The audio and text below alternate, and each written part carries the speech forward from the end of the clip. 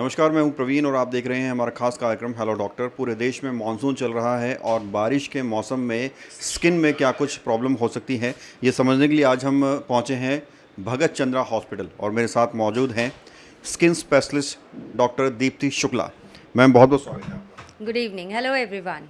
Doctor Shukla, जिस तरह से बारिश का आगाज़ हो चुका है, तो बारिश में स्किन में क्या कुछ प्रॉब्लम हो सकती हैं और कैसे उनसे बचा जाए? सो बेसिकली स्किन में सबसे ज़्यादा प्रॉब्लम बारिश में होती है ह्यूमिडिटी की वजह से, क्योंकि ह्यूमिडिटी बढ़ जाती है एंड समर के बाद सडनली टेम्परेचर ड्रॉप होता है एंड मॉइस्ट हो जाता है। So that give rise to many बहुत सारे इन्फेक्शन होने लगते हैं उससे बॉडी में। मोस्ट कॉमन इन्फेक्शन होते हैं, एक तो एक्जिमा एंड दूसरा होता है स्केबीज़ इन्फेक्शन। ये सब scabies infection water related parasitic infection होता है, जिसमें रात में ज़्यादा खुजली होती है, उंगलियों के बीच में दाने आने लगते हैं एंड ये फैमिली मेम्बर में बहुत ईजिली एक दूसरे से फैल जाता है।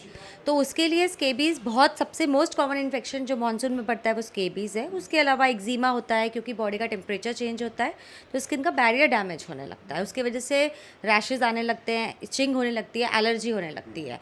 सो सबसे ज़्यादा स्केबीज़ ओल्ड पीपल में ज़्यादा कॉमन रहता है, क्योंकि उनका बैरियर ऑलरेडी डैमेज रहता है। एक्जिमा की क्या कुछ सिम्टम्स हैं? हाँ, सो एक्जिमा में क्या, एक्जिमा बहुत type, eczema is a very general term जिसमें बेसिकली बॉडी में इचिंग और ड्राइनेस होती है। सो यूजुअली ओल्ड लोगों में यूजुअली जनरली उनकी स्किन ऑलरेडी थोड़ी सी ड्राई रहती है, क्योंकि उनका लिपिड बैरियर कम होने लगता है। मानसून में ये चीज़ ज़्यादा बढ़ने लगती है, इसलिए हम बहुत कॉमनली पेशेंट देखते हैं जो generalize body itching and dryness के साथ आते हैं।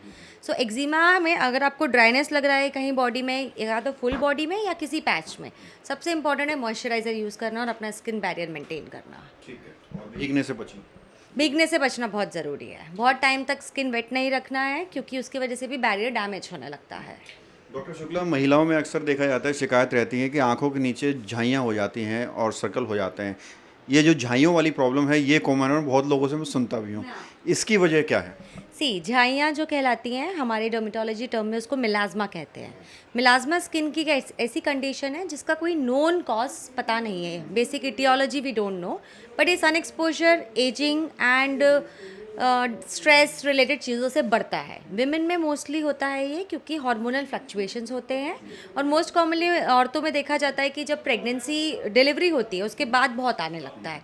तो ये बेसिकली हार्मोनल फ्लक्चुएशन की वजह से होता है। इसके लिए आप इनिशियली जितना जल्दी ट्रीटमेंट चालू करेंगे उतना जल्दी आराम मिलेगा, क्योंकि अगर यहाँ पे गालों पे, नाक पे, फोरहेड पे, चिन पे, इन सब जगह पे अगर आपको ब्राउन या ब्लैक पिगमेंटेशन दिख रहा है तो आप तुरंत स्किन डॉक्टर को दिखाएं, क्योंकि जितना लेट हो जाता है उतना ट्रीटमेंट करना डिफिकल्ट हो जाता है।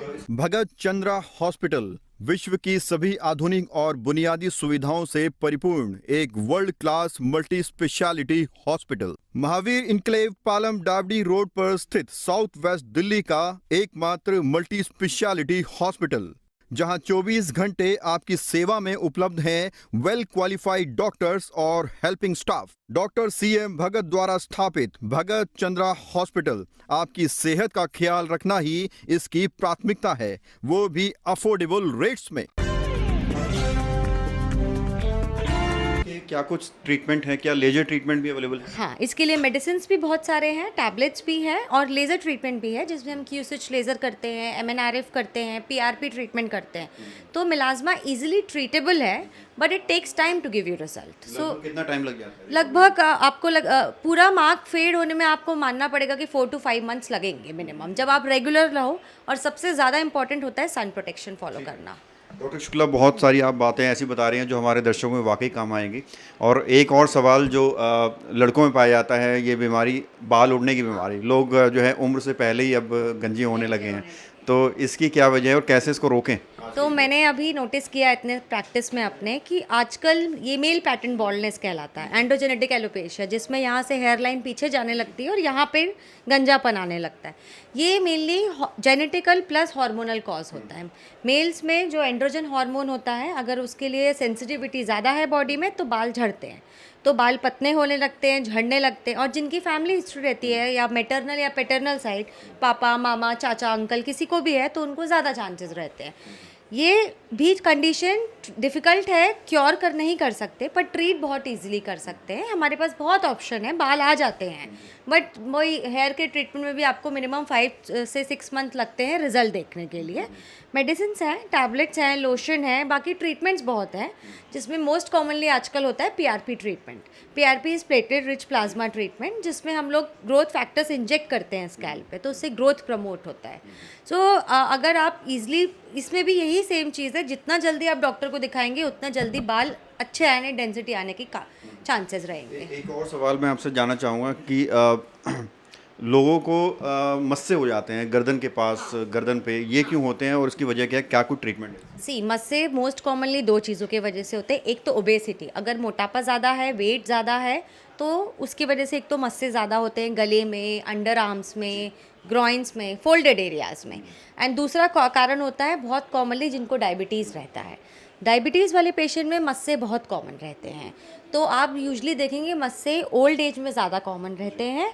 तो थर्ड कॉज ये है कि फैमिली हिस्ट्री भी रहती है, जिनके पेरेंट्स को या फिर रिलेटिव्स को मस्से रहे हैं उनको ज़्यादा चांसेस रहता है मस्से डेवलप होने के। डॉक्टर शुक्ला, अगर आपसे कोई मिलना चाहे, जो भी दर्शक आपको देख रहे हैं, कोई कंसल्ट करना चाहे, तो भगत चंद्रा हॉस्पिटल में क्या कुछ आपका टाइमिंग है और क्या कुछ फैसिलिटीज़ यहाँ हैं स्किन डिपार्टमेंट में? हाँ जी, बिल्कुल। यहाँ पे मैं 5 to 7 बैठती हूँ, 5 days a week। सिर्फ ट्यूसडे और संडे नहीं बैठती हूँ मैं, बाकी मैं यहाँ 5 to 7 डेली बैठती हूँ।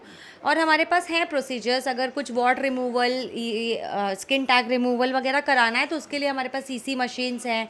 अभी मैं पील्स भी अरेंज करने वाली हूँ, क्योंकि पील्स होते हैं केमिकल पील्स, जो स्किन पे हम लगाते हैं तो इससे स्किन की शेडिंग होती है, तो डेड लेयर चली जाती है, तो pimples, pigmentation, ageing of skin सब बेटर होता है। तो बेसिक प्रोसीजर हमने इंक्लूड किए हुए हैं यहाँ पे। बहुत बहुत शुक्रिया बात करने के लिए। बहुत बहुत धन्यवाद। तो ये थी मेरे साथ डॉक्टर दीप्ति शुक्ला, स्पेशलिस्ट हैं, और इन्होंने बहुत सारी ऐसी चीज़ें बताई जो आपके वाकई काम आएगी। और अगर आपके पास भी कोई ऐसा सवाल है जो आप जानना चाहते हैं तो आप कमेंट में अपना सवाल लिख सकते हैं, ताकि नेक्स्ट टाइम जो हम इससे मिलें तो आपका सवाल पूछ सकें। कैमरा जर्नलिस्ट संदीप के साथ Praveen, India time 24 news. Thank you ma'am.